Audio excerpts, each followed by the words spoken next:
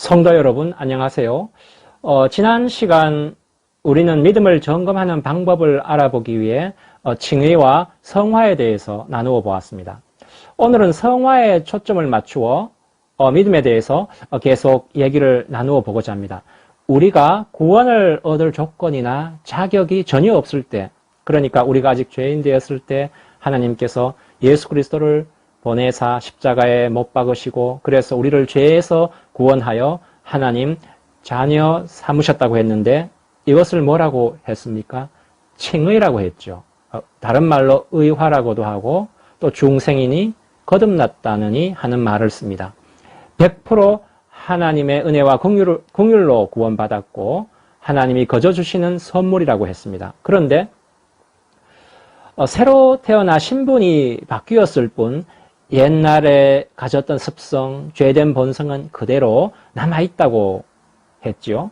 그래서 새로 태어난 이후 평생의 삶이 신자답게 자라가는 성화의 과정이라고 했습니다. 이 성화의 과정을 바로 이해하지 못하고 칭의의 구원을 강조하다 보면 어떤 극단으로 잘못 가게 되느냐 하면 이런 극단으로까지 치닫게 됩니다. 그러니까 모든 것이 하나님께로부터 왔고 그분의 은혜로 말미암았은즉 우리의 믿음이란 결국 누가 하나님께 더 매어 달리느냐의 싸움이 되고 만다는 것입니다.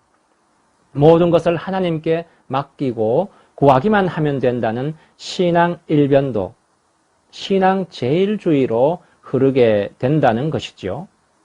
이런 경향을 가진 사람들은 초월적인 종교의 영역, 그러니까 기도하고 말씀하고 전도하는 등 초월적인 종교의 영역에서만 자기의 믿음을 확인하려는 경향이 매우 강합니다. 심하면 자연과 일상과 세상의 상식에 속한 일은 믿음과는 관계가 없는 영역이라고 내팽개치기도 합니다.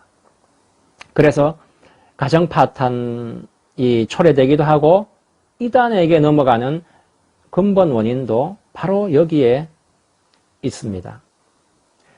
칭의라는 구원에서는 우리에게 구원의 조건이나 원인이 전혀 없고 전적으로 하나님의 은혜라고 했습니다. 그러나 이 칭의의 구원은 구원의 완성이 아니라 이제 시작에 불과하다는 것이지요.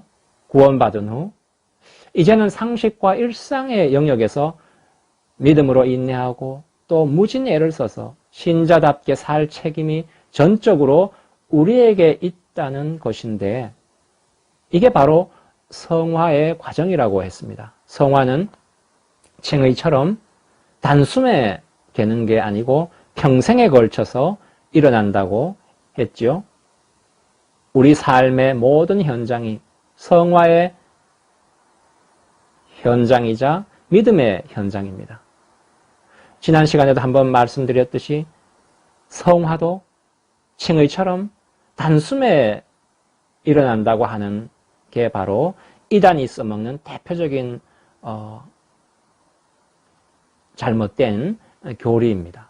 그런데 우리는 보통 칭의와 성화를 뒤바꾸어 쓸 때가 참 많습니다. 칭의는 의롭다고 인정받아 구원을 얻는 것이죠. 성화는 그렇게 구원을 받은 다음에 실제로 내 삶의 전 영역에 걸쳐서 거룩하게 변화되어 가는 과정을 말합니다.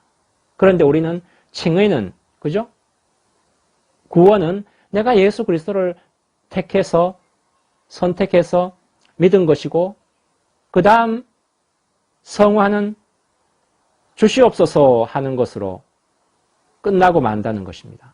나에게 좋은 성품 주시옵소서, 이러저러한 성령의 열매를 주시옵소서 합니다. 그러나 이것은 은혜로 거저 값없이 주시지 않습니다. 믿지 않는 사람과 동일한 일상의 삶의 길을 걸으면서 고민해야 되고 노력해야 되는 것이고 또 좌절도 뒤따릅니다. 칭의에 해당되는 구원은 선물로 거저 주시지만 거룩해져가는 과정, 내 삶의 정 영역에 있어서 거룩해져가는 성화는 각자가 노력하지 않으면 안 된다는 것입니다.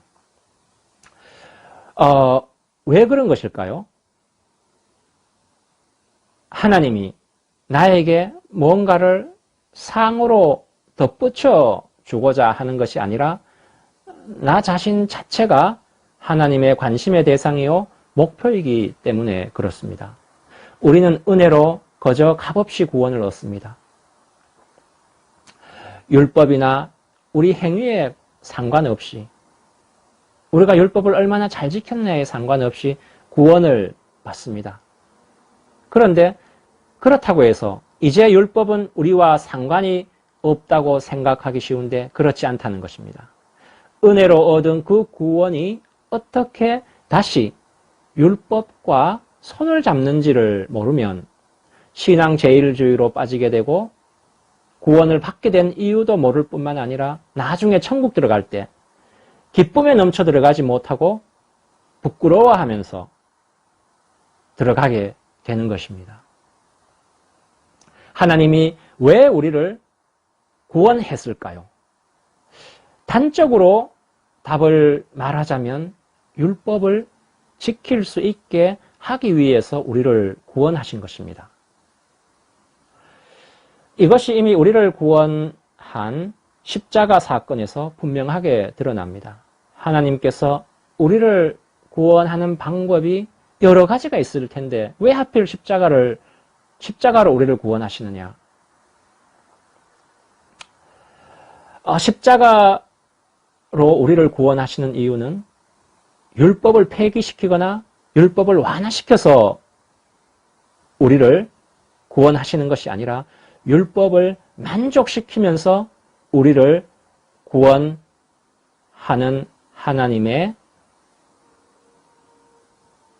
사랑과 공의가 동시에 만족되기 때문에 그렇습니다. 그래서 로마서 8장 3절과 4절에서는 이렇게 말씀하고 있습니다. 율법이 육신으로 말미암아 연약하여 할 수 없는 그것을 하나님은 하시나니 곧 죄로 말미암아 자기 아들을 죄 있는 육신의 모양으로 보내어 육신의 죄를 정하사 육신을 따르지 않고 그 영을 따라 행하는 우리에게 율법의 요구가 이루어지게 하려 하심이라 이렇게 말씀하고 있습니다.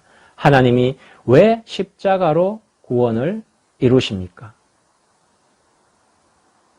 십자가를 통해 율법을 필요 없게 만들거나 율법을 폐기하기 위해서가 아니라 율법의 요구를 이루게 하기 위함이라고 방금 말씀이 증거하고 있습니다. 그래서 십자가에는 하나님의 사랑뿐 아니라 무시무시한 공의도 나타나 있다는 것입니다. 그래서 십자가를 하나님의 지혜라고 하지 않습니까? 마태복음 5장 17절에서 18절에서 내가 율법이나 선지자를 폐하러 온 줄로 생각하지 말라. 폐하러 온 것이 아니요 완전하게 하려 함이라. 진실로 너희에게 이르노니 천지가 없어지기 전에는 율법의 1.1획도 결코 없어지지 아니하고 다 이루리라고 예수님이 말씀하고 있습니다. 율법이 무엇입니까? 예수님이 율법이 무엇인지 우리에게 분명히 가르쳐 줍니다. 마태복음 22장에 36절에서 40절의 말씀을 간략하게 말씀드리면 예수님께서 이렇게 말씀하십니다. 내 마음을 다하고 목숨을 다하고 뜻을 다하여 주 너의 하나님을 사랑하라 하는 것이 첫째 되는 계명이요 내 이웃을 내 자신같이 사랑하라 하는 이것이 두 번째 계명인데 이 두 계명 안에 온 율법과 선지자의 핵심되는 뜻이 들어있다고 말씀하고 있습니다. 그러면 이제 어떤 방식을 통해서 율법을 지킬 수 있게 하시는가? 단적으로 말씀드리자면 우리로 율법에 민감하게 만들어서 율법을 지키게 하십니다. 예수 그리스도가 인간이 되고 십자가를 진 궁극적 이유가 성령을 우리 안에 거하게 하시기 위함이라고 말씀드렸죠. 성령이 우리 안에 내주하심으로 그 성령이 우리로 하여금 죄에 민감하게 하는 것입니다. 그래서 성령님이 우리 안에서 무엇을 하시냐 하면은 로마서 8장 26절에서 이렇게 말씀하시죠. 이와 같이 성령도 우리의 연약함을 도우시나니 우리는 마땅히 기도할 바를 알지 못하나 오직 성령이 말할 수 없는 탄식으로 우리를 위하여 친히 간구하신다고 말씀하고 있습니다. 우리의 연약함이 무엇이고 성령은 또 무엇에 대해 탄식하시는 것일까요? 우리는 죄의 유혹에 약합니다. 그리고 성령님은 우리가 아무리 사소한 죄를 짓더라도 이루 말할 수 없는 탄식으로 우리를 위하여 기도하고 계시는 것입니다. 그래서 우리의 심령이 죄에 자꾸만 민감해집니다. 전에는 아무 일도 아니던 사소한 것 때문에 우리의 심령이 괴로웠던 적이 얼마나 많습니까? 화평하던 집안이 얼마나 또 분란이 많아집니까? 마태복음 5장에 보면 예수님이 율법의 참뜻이 무엇인지를 이렇게 알려줍니다. 그 대표적인 것이 율법의 대표적인 것이 살인하지 말라인데 이것을 그 당시 사람들은 어떻게 이해했냐면 실제로 사람을 칼로 돌로 쳐 죽이지 않으면 된다고 생각했습니다. 속으로 사람을 수십 번 찔러 죽여도 무시무시한 말로 사람을 찍어 눌려도 괜찮았습니다. 실제로 죽이는 게 아니니까. 살인 안 했으니까. 사람들이 이 정도로 죄에 둔감했던 것입니다. 그런데 예수님이 이렇게 말씀하시죠. 라가라 하는 자. 라가라가 뭡니까? 라가 바보, 멍청이란 뜻이라고 하는데 바보라고 하는 게 상대방을 바보라고 하는 게 살인과 다름이 없다고 합니다. 상대방을 바보라고 하는 것도 살인으로 느낄 정도이면 이 얼마나 죄에 대해 민감해진 것이겠습니까? 그렇죠? 예수 믿는 사람의 가장 큰 특징이 뭐냐면은 죄에 민감한 것입니다. 상대방에게 한 별것 아닌 말에도 상대방의 마음이 상했을까봐 마음이 조마조마하고 심지어 죄책감까지 느낄 때가 수도 없이 많은 게 이게 믿는 자의 특징입니다. 이게 왜 이러냐 하면 성령이 우리 안에서 이루 말할 수 없는 탄식으로 우리를 위해서 기도하시기 때문에 우리가 그토록 죄에 대해 민감해지는 것입니다. 예수 믿고 제일 처음 당연히 찾아오는 게 기쁨이죠. 나는 죄에서 벗어났다는, 더 이상은 죄인이 아니라는 그 이루 말할 수 없는 기쁨과 감격이 있습니다. 그러나 기쁨 뒤에 더 큰 기쁨이 찾아오는 게 아니고 갈등이 찾아옵니다. 고난이 찾아옵니다. 구원받고 나면 율법을 안 지켜도 되는 게 아니라 율법에 더 민감해지는 것입니다. 별일 아닌데도 조금 전에 말씀드렸듯이 상대방의 내 말에 마음이 상했을까봐 말하고 돌아서자마자 우리 마음이 불안한 게 그게 바로 성령의 역사고 죄에 민감하게 바뀐 거룩하게 바뀌어가고 있는 나 자신에 대한 증거인 거죠. 이전에는 문제가 안 되던 모든 것이 다 문제가 되기 시작합니다. 구원받은 이후에는 실제로 율법이 우리를 사정없이 후려치는 겁니다. 채찍질을 무수히 끊임없이 해댑니다. 그래서 어떤 비명까지 지르게 됩니까? 하나님, 제가 죄를 지은들 그게 하나님께 무슨 흠이 되겠습니까?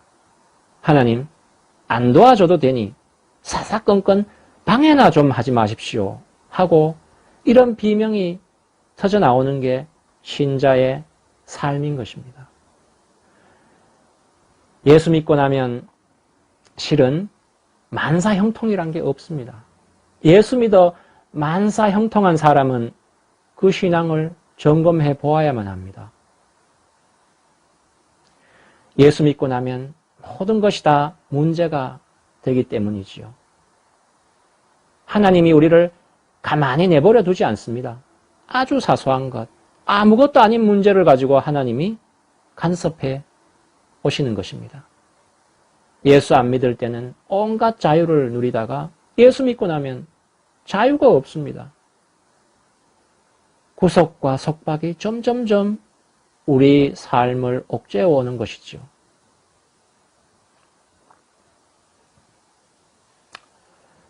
왜 하나님이 그렇게 하시는 것일까요? 그게 바로 지금 우리를 깨끗하고 거룩하게 만들어가는 중이기 때문에 그렇습니다. 이 과정을 성화의 과정이라고 합니다. 성화, 거룩하게 된다는 말이죠. 성화의 길을 걷는 신앙이란 행복과 감격의 연속이 아니라 갈등과 고난의 연속인 것이, 이게 신자들의 적나라한 삶이고 실제로 올바른 삶인 것입니다. 제 집 근처에 정육점이 새로 생겼는데 삼겹살이 아주 맛있습니다. 가끔 사 먹는데 저는 상추, 깻잎만 딱 씻고 손가락 하나 까딱 안 합니다. 사실 삼겹살 먹을라 치면 상추나 깻잎 씻는 게 좀 귀찮죠. 제 눈에는 제일 귀찮은 일 같아 보이더라고요. 그래서 상추나 깻잎 씻고 손 딱 뗍니다. 그런데 말이죠. 상추나 깻잎을 씻으면 어떤 일이 벌어지는지 아십니까? 내 손이 더 깨끗해집니다. 저는 발을 씻어야 되는데 씻기 싫을 때면 걸레로 방 한번 쭉 훑었다가 발로 걸레를 빱니다. 걸레를 빨면 걸레보다가 내 발이 더 깨끗해집니다. 그렇죠? 생각해 보세요. 일상 속에서 하나님이 허락하시는 고난, 갈등이라는 게 그런 것입니다. 인간이라는 게 가만히 내버려 두면 마음속에서 선한 마음이 솟아오르고 거룩한 마음이 솟아오르는 그런 존재가 절대 아닙니다. 다 경험하시죠? 또 그런 마음이 생겼다고 해도 실제로 그렇게 되고자 힘을 쓰는 그런 존재도 아닙니다. 인간의 본래가 그렇게 생겨 먹었다는 거, 나이 40, 50 넘어가면은 저절로 고백이 되는 현실 아니겠습니까? 오죽했으면 하나님도 자기 아들을 십자가에 죽여야만 했겠습니까? 하나님이 일상의 삶에서 갈등과 고민과 고난을 주어서 그것을 거쳐가게 되면 내 의지와 상관없이 변화가 일어나는 것입니다. 내가 깨끗해지기 싫어도 깨끗해지고 거룩해지기 싫어도 거룩해지는 것입니다. 아까 전에 상추 씻는 것, 걸레 빠는 거 예로 든 것처럼 말이죠. 원망과 고난이 가득한 우리 일상의 삶, 상식의 삶이 바로 우리를 거룩하게 하는 성화의 장인 것입니다. 신자의 삶이, 구원받은 후 신자의 삶이 고난과 갈등으로 가득 차 있는 이유이기도 합니다. 성화의 길을 하나님이 걷게 하시는 것이죠. 애굽에서 종살이하던 이스라엘이 홍해를 건너 종살이노의 살이에서 벗어납니다. 잘 아시죠? 그런데 종되었던, 노예되었던 신분에서 하나님이 이들을 해방한 목적이 뭔지 아십니까? 아시죠? 애굽 탈출, 출애굽의 목적은 종의 신분에서 죄에서 해방되는 것이 다가 아니죠. 목적지인 가나안에 들어가는 것입니다. 맞죠?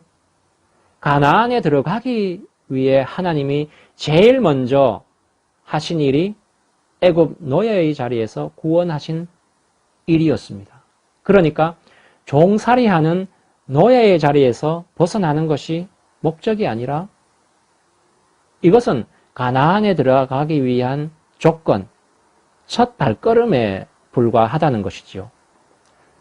그런데 우리 신앙이 대부분 칭의로만 기울어져 있고 성화에는 별 관심을 안 기울이는 것이 사실입니다. 우리나라의 많은 성도들의 신앙의 현주소가 어떤가 하면 홍해를 건너 구원을 받았는데 그 구원이 너무나 감격스러워서 홍해 바닷가에 횟집 차려놓고 다른 사람 보고 홍해 건너 홍어회 먹으러 오라고 손짓합니다. 회 끝내준다고. 소문 듣고 홍해 건너온 사람도 홍어회 먹어보고 좋다고 또 옆에 횟집을 차립니다. 홍해 건넌 것. 죄에서 벗어난 것으로 우리 믿음과 신앙이 끝이 아닙니다. 아직 가나안 들어가서 포도를 송이제 따먹는 일이 남아 있는 것이죠. 구원 얻은 감격으로 눈물이 범벅이 되어 전국을 돌아다니며 어디든 간증 초대받아 가서 나는 기뻐요. 나는 이제 죽어도 천국에서 눈을 뜰 거예요. 이것 하나로 평생을 울고 먹고 사는 사람이 최고의 신자로 평가받고 그것이 또 우리의 부러운 목표가 되어 있는 것이 우리의 믿음의 현 주소라는 것도 사실 부인하기 어렵습니다. 홍해 건넌 기쁨, 죄의 노예에서 벗어난 감격만 절대시되어서 목적지인 가나안에 들어가는 것은 잊어버린 것입니다. 6월절 밤에 짊어졌던 배낭, 신발, 지팡이는 홍해 어딘가에, 홍해 바닷가 어딘가에 벗어놓고 횟집 자리고 거기 주저앉아 있는 것이죠. 애굽에서 약속의 땅 가나안을 향해 첫 출발을 하던 6월절에 첫 출발을 했는데 그 6월절에 무엇을 합니까? 6월절 어린 양을 잡아서 불에 구워 먹고 나옵니다. 그죠? 어떻게 먹습니까? 그 새벽에 배낭을 짊어지고 신발을 단단히 동여매고 지팡이를 손에 잡고 서서 어린 양을 먹습니다. 6월절 어린 양. 그게 무엇입니까? 예수 그리스도죠. 예수 그리스도의 십자가로 죄에서 구속함을 받았지만 이것이 완성이 아니라 시작에 불과하고 첫 출발에 불과한 것입니다. 하나님의 자녀로 출생한 데 불과한 것이죠. 출발해서 완성을 향해 가는 길에 접어든 것일 뿐입니다. 출발을 선물로 받은 것입니다. 어떻게 출발시키십니까? 하나님의 자녀라는 신분으로 출발하게 하는 것입니다. 하나님의 은혜로 값없이 새 출발하게 하시는 것이요. 출발이 거창하고 이루 말할 수 없이 감격스럽고 위대하지만 출발에 불과합니다. 출애굽한 이스라엘 백성의 목적지는 어디입니까? 가나안 들어가는 것이죠. 홍해에서 가나안 들어가자면 광야를 거쳐야 됩니다. 이게 바로 구원받은 자가 거룩해지기 위해 걸어가야 하는 피하지 못하는 성화의 길인 것입니다. 칭의의 구원을 받은 자가 피할 수 없는 길이 바로 이 성화의 길이고 바로 우리가 매일 맞닥뜨리는 이웃과 세상에 있는 그 상식의 영역이 바로 성화가 이루어지는 장소입니다. 사도 바울은 빌립보서 2장 2절에서 이렇게 말씀하시죠. 항상 복종하여 두렵고 떨림으로 너희 구원을 이루라.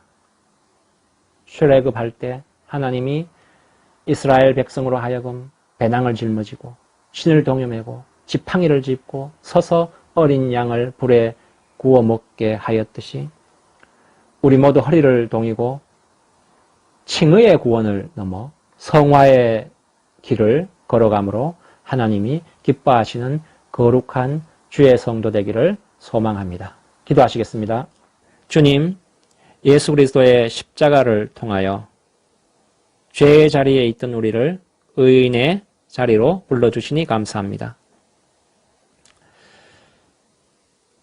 주님께서 우리를 거룩함으로 부르셨는데 주님, 우리가 주님 부르신 그 거룩함의 부르심에 온전히 나아갈 수 있도록 우리가 매일의 삶, 일상의 상식의 영역에서